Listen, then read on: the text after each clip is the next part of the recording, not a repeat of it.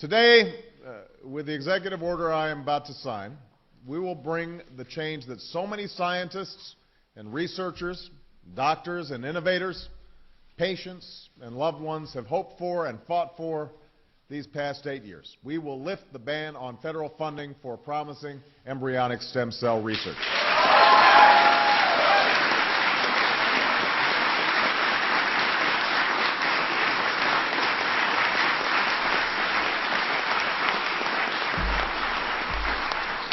We will also vigorously support scientists who pursue this research.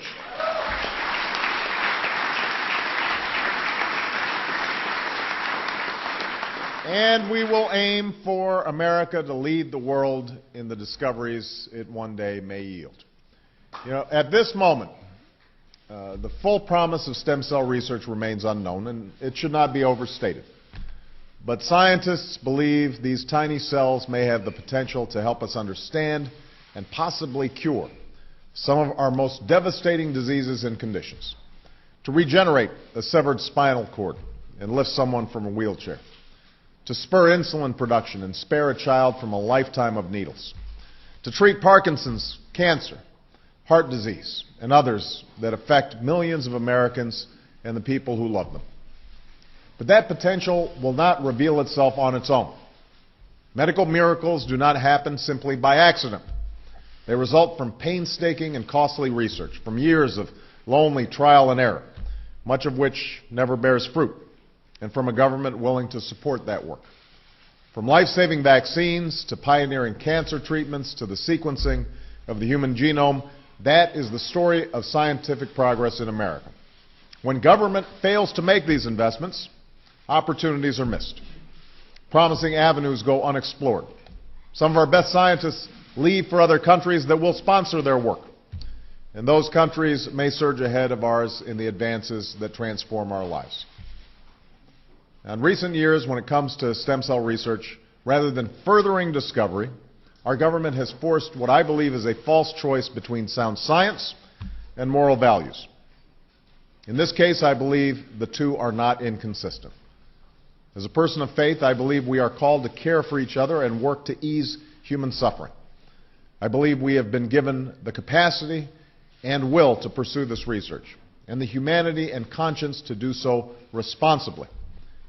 That's a difficult and delicate balance, and many thoughtful and decent people are conflicted about or strongly oppose this research. And I understand their concerns, and I believe that we must respect their point of view. But after much discussion, debate, and reflection, the proper course has become clear. The majority of Americans from across the political spectrum and from all backgrounds and beliefs have come to a consensus that we should pursue this research, that the potential it offers is great, and with proper guidelines and strict oversight, the perils can be avoided. That is a conclusion with which I agree. And that is why I'm signing this executive order, and why I hope Congress will act on a bipartisan basis to provide further support for this research. We're joined today by many leaders who have reached across the aisle to champion this cause, and I commend all of them who are here for that work. Ultimately, I cannot guarantee that we will find the treatments and cures we seek. No president can promise that.